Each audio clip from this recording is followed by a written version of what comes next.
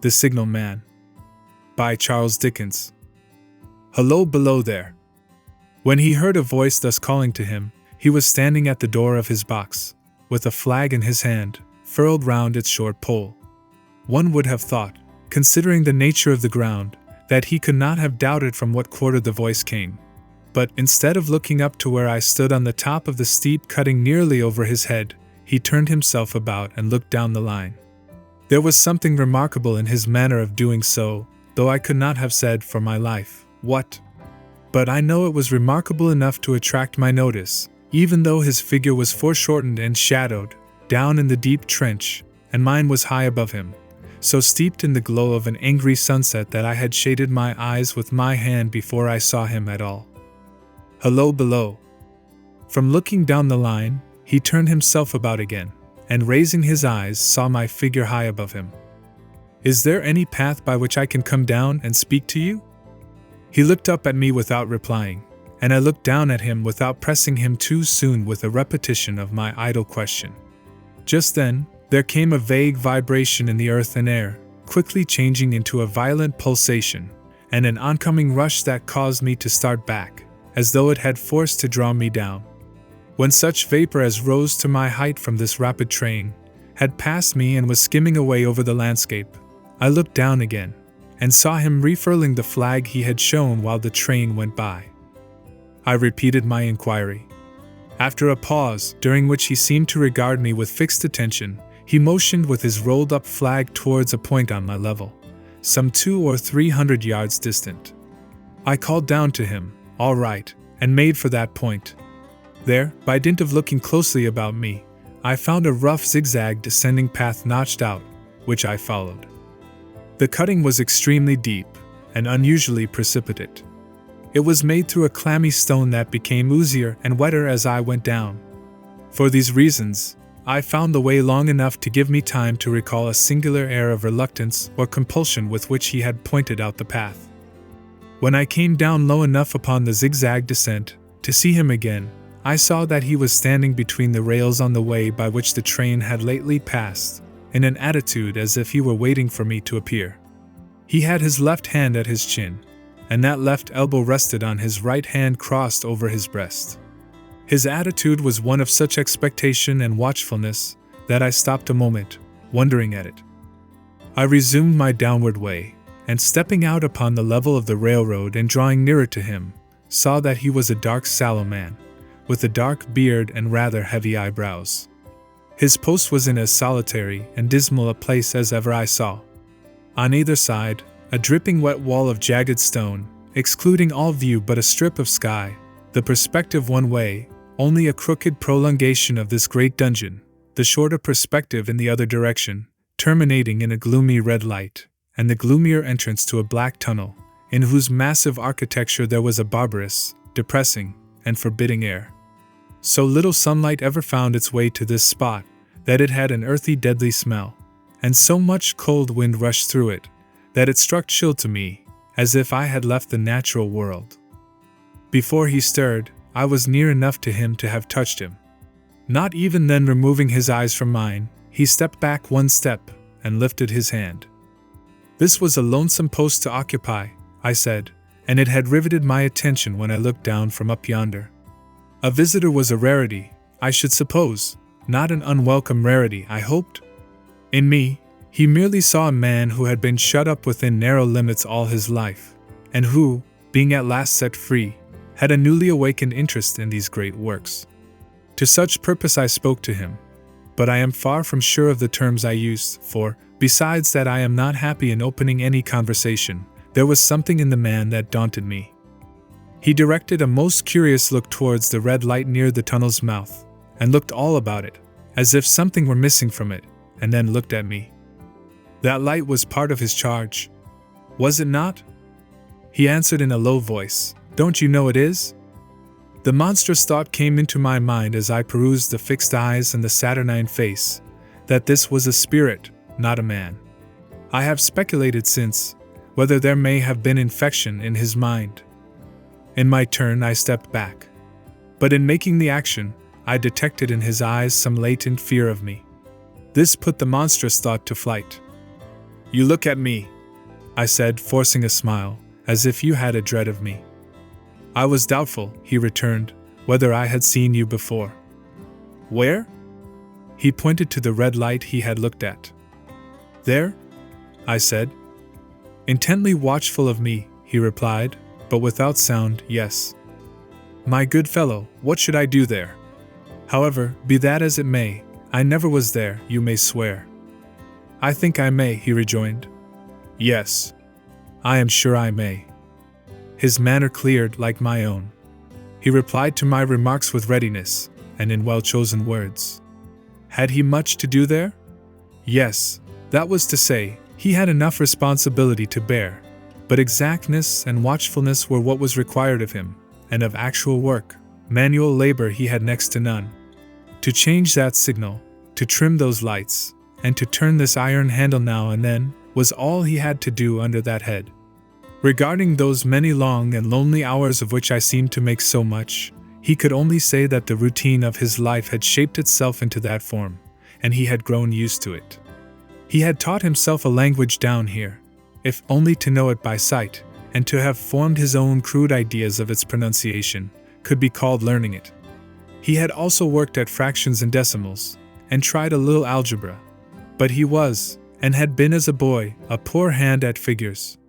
Was it necessary for him, when on duty, always to remain in that channel of damp air, and could he never rise into the sunshine from between those high stone walls? Why, that depended upon times and circumstances. Under some conditions there would be less upon the line than under others, and the same held good as to certain hours of the day and night.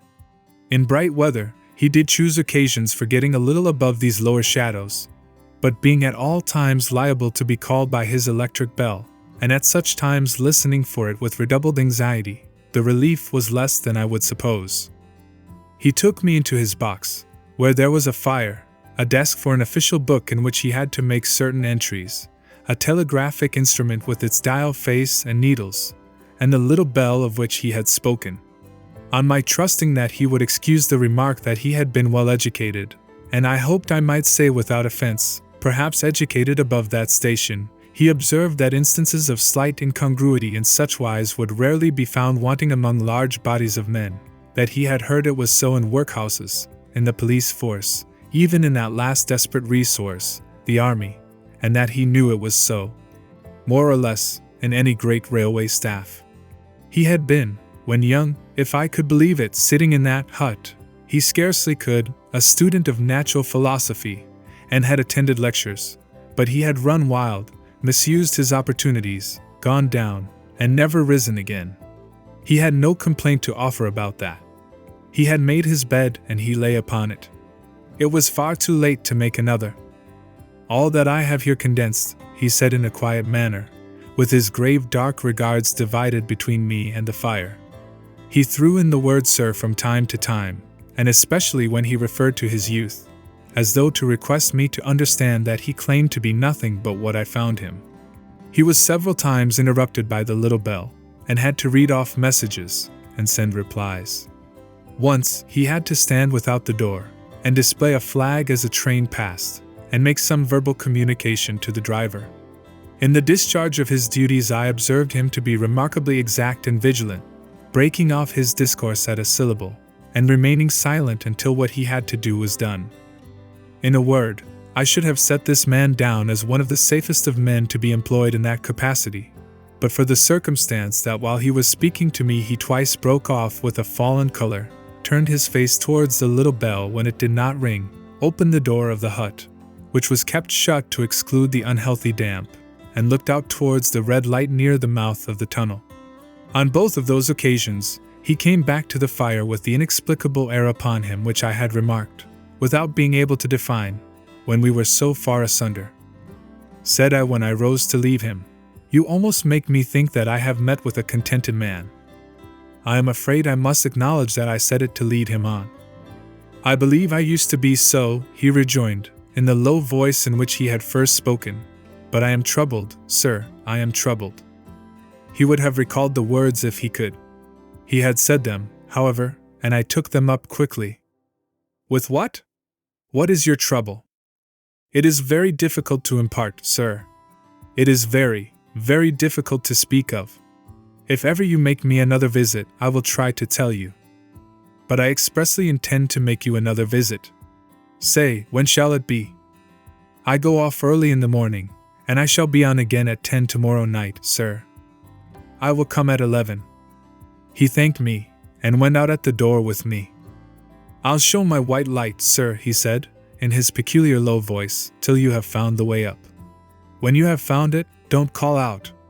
And when you are at the top, don't call out. His manner seemed to make the place strike colder to me, but I said no more than very well. And when you come down tomorrow night, don't call out. Let me ask you a parting question. What made you cry hello? Below there, tonight? Heaven knows, said I. I cried something to that effect. Not to that effect, sir. Those were the very words. I know them well. Admit those were the very words. I said them, no doubt, because I saw you below. For no other reason? What other reason could I possibly have? You had no feeling that they were conveyed to you in any supernatural way? No. He wished me good night, and held up his light. I walked by the side of the down line of rails, with a very disagreeable sensation of a train coming behind me, until I found the path. It was easier to mount than to descend, and I got back to my inn without any adventure. Punctual to my appointment, I placed my foot on the first notch of the zigzag next night, as the distant clocks were striking 11. He was waiting for me at the bottom, with his white light on. I have not called out, I said, when we came close together. May I speak now? By all means, sir. Good night then, and here's my hand. Good night, sir, and here's mine. With that, we walked side by side to his box, entered it, closed the door, and sat down by the fire. I have made up my mind, sir, he began, bending forward as soon as we were seated, and speaking in a tone but a little above a whisper, that you shall not have to ask me twice what troubles me. I took you for someone else yesterday evening. That troubles me. That mistake? No. That's someone else. Who is it? I don't know. Like me? I don't know. I never saw the face. The left arm is across the face, and the right arm is waved. Violently waved. This way. I followed his action with my eyes, and it was the action of an arm gesticulating with the utmost passion and vehemence. For God's sake, clear the way. One moonlight night, said the man, I was sitting here, when I heard a voice cry, Hello? Below there! I started up, looked from that door, and saw this someone else standing by the red light near the tunnel, waving as I just now showed you. The voice seemed hoarse with shouting, and it cried, Look out! Look out! And then again, Hello? Below there! Look out! I caught up my lamp, turned it on red, and ran towards the figure calling, What's wrong? What has happened? Where? It stood just outside the blackness of the tunnel. I advanced so close upon it that I wondered at its keeping the sleeve across its eyes. I ran right up at it, and had my hand stretched out to pull the sleeve away, when it was gone. Into the tunnel, said I? No. I ran on into the tunnel, 500 yards. I stopped and held my lamp above my head, and saw the figures of the measured distance, and saw the wet stains stealing down the walls and trickling through the arch. I ran out again, faster than I had run in, for I had a mortal abhorrence of the place upon me, and I looked all round the red light with my own red light, and I went up the iron ladder to the gallery atop of it, and I came down again, and ran back here. I telegraphed both ways. An alarm has been given. Is anything wrong? The answer came back both ways. All well. Resisting the slow touch of a frozen finger tracing out my spine, I showed him how that this figure must be a deception of his sense of sight, and how that figures, originating in disease of the delicate nerves that minister to the functions of the eye, were known to have often troubled patients, some of whom had become conscious of the nature of their affliction, and had even proved it by experiments upon themselves. As to an imaginary cry, said I, do but listen for a moment to the wind in this unnatural valley while we speak so low, and to the wild harp it makes of the telegraph wires. That was all very well, he returned, after we had sat listening for a while, and he ought to know something of the wind and the wires, he who so often passed long winter nights there, alone and watching. But he would beg to remark that he had not finished. I asked his pardon, and he slowly added these words, touching my arm. Within 6 hours after the appearance, the memorable accident on this line happened, and within 10 hours the dead and wounded were brought along through the tunnel over the spot where the figure had stood. A disagreeable shudder crept over me, but I did my best against it.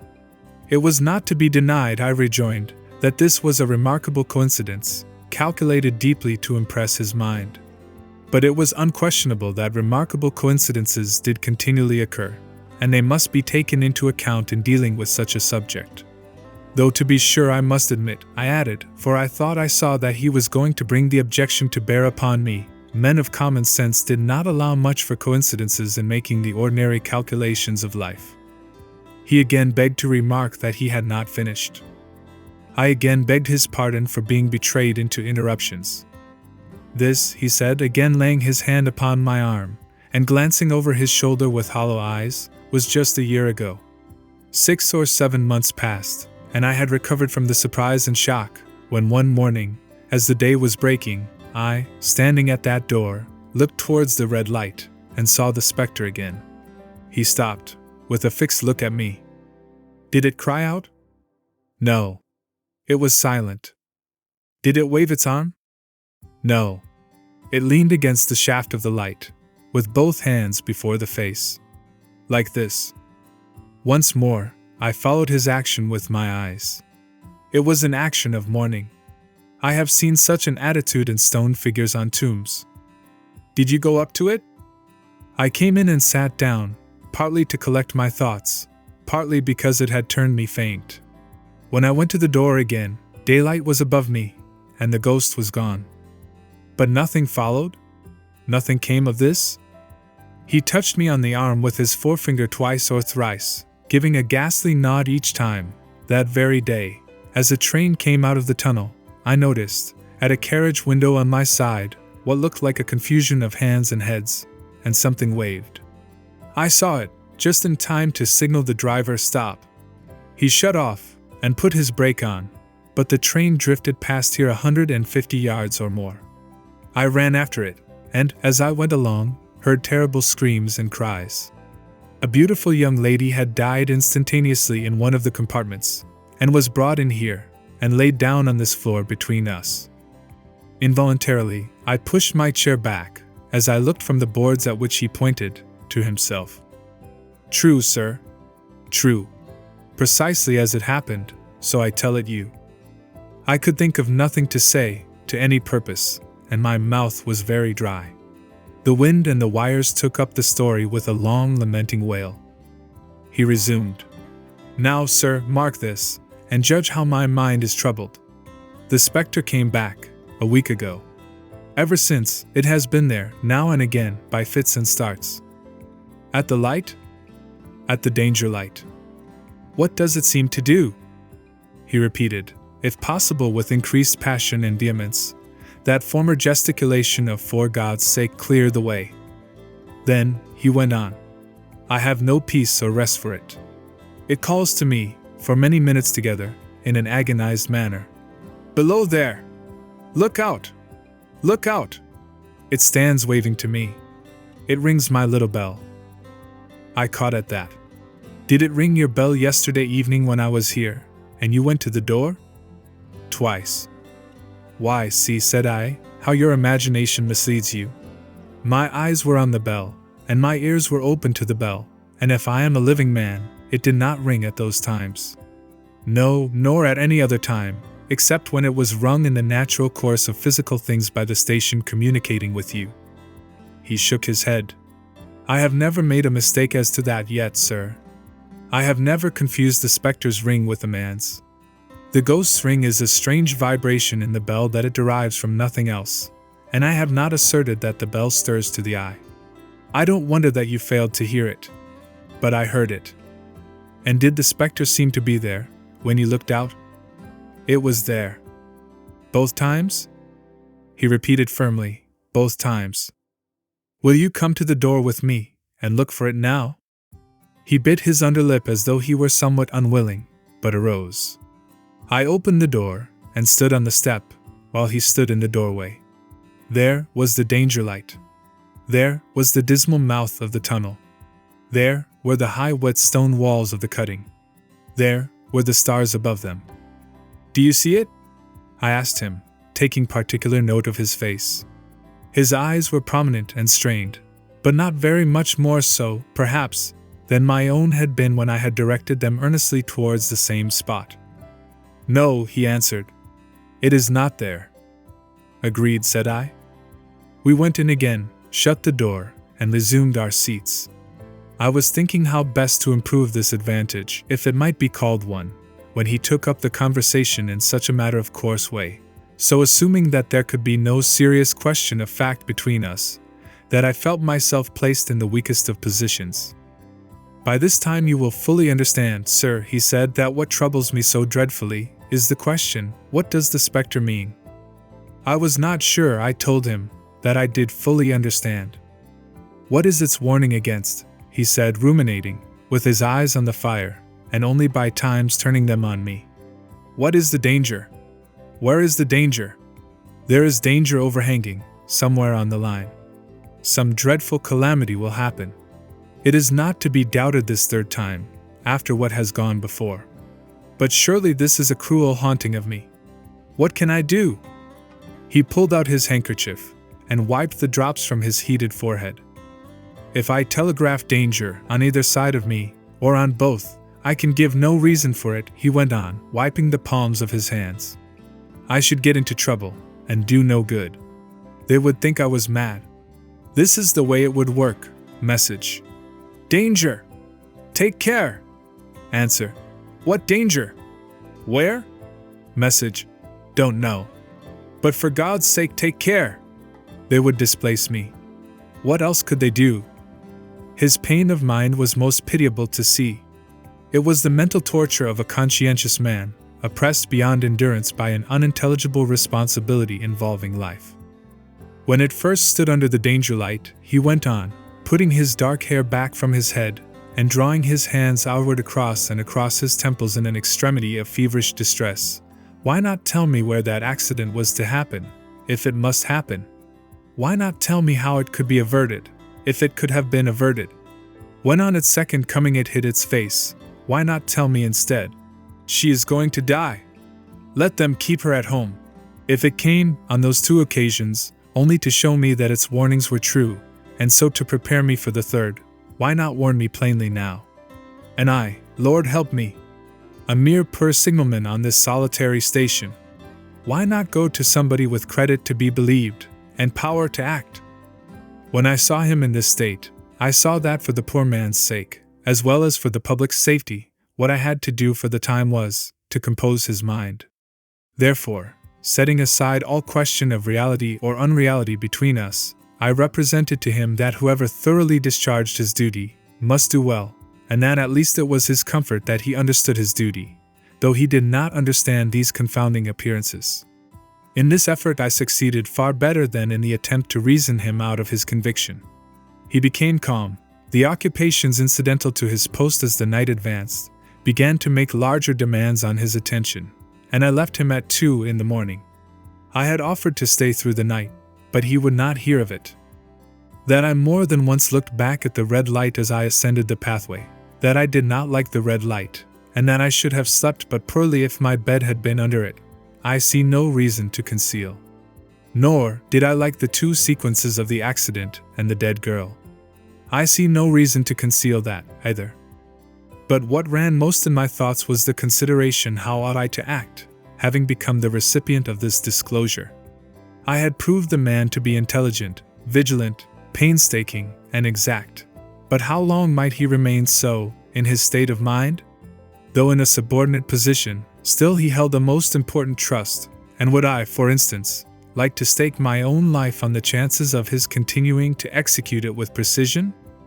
Unable to overcome a feeling that there would be something treacherous in my communicating what he had told me to his superiors in the company, without first being plain with himself and proposing a middle course to him, I ultimately resolved to offer to accompany him, otherwise keeping his secret for the present, to the wisest medical practitioner we could hear of in those parts, and to take his opinion. A change in his time of duty would come round next night, he had apprised me, and he would be off an hour or two after sunrise, and on again soon after sunset. I had appointed to return accordingly. Next evening was a lovely evening, and I walked out early to enjoy it. The sun was not yet quite down when I traversed the field path near the top of the deep cutting. I would extend my walk for an hour, I said to myself, half an hour on and half an hour back, and it would then be time to go to my signalman's box. Before pursuing my stroll, I stepped to the brink, and mechanically looked down, from the point from which I had first seen him. I cannot describe the thrill that seized upon me, when, close at the mouth of the tunnel, I saw the appearance of a man, with his left sleeve across his eyes, passionately waving his right arm. The nameless horror that oppressed me passed in a moment, for in a moment I saw that this appearance of a man was a man indeed, and that there was a little group of other men standing at a short distance, to whom he seemed to be rehearsing the gesture he made. The danger light was not yet lighted. Against its shaft, a little low hut, entirely new to me, had been made of some wooden supports and tarpaulin. It looked no bigger than a bed. With an irresistible sense that something was wrong, with a flashing self-reproachful fear that fatal mischief had come of my leaving the man there, and causing no one to be sent to overlook or correct what he did, I descended the notched path with all the speed I could make. "What is the matter?" I asked the men. "Signalman killed this morning, sir." "Not the man belonging to that box?" "Yes, sir." "Not the man I know?" "You will recognize him, sir, if you knew him," said the man who spoke for the others, solemnly uncovering his own head and raising an end of the tarpaulin, for his face is quite composed. "Oh, how did this happen? How did this happen?" I asked, turning from one to another as the hut closed in again. "He was cut down by an engine, sir. No man in England knew his work better. But somehow he was not clear of the outer rail. It was just at broad day. He had struck the light, and had the lamp in his hand. As the engine came out of the tunnel, his back was towards her, and she cut him down. That man drove her, and was showing how it happened," showed the gentleman, Tom. The man, who wore a rough dark dress, stepped back to his former place at the mouth of the tunnel. "Coming round the curve in the tunnel, sir," he said, "I saw him at the end, like as if I saw him down a perspective glass. There was no time to check speed, and I knew him to be very careful. As he didn't seem to take heed of the whistle, I shut it off when we were running down upon him, and called to him as loud as I could call. 'What did you say?' I said, 'Below there. Look out! Look out! For God's sake, clear the way.' I started. Ah, it was a dreadful time, sir. I never left off calling to him. I put this arm before my eyes, not to see, and I waved this arm to the last, but it was no use. Without prolonging the narrative to dwell on any one of its curious circumstances more than on any other, I may, in closing it, point out the coincidence that the warning of the engine driver included not only the words which the unfortunate signalman had repeated to me as haunting him, but also the words which I myself, not he, had attached, and that only in my own mind, to the gesticulation he had imitated.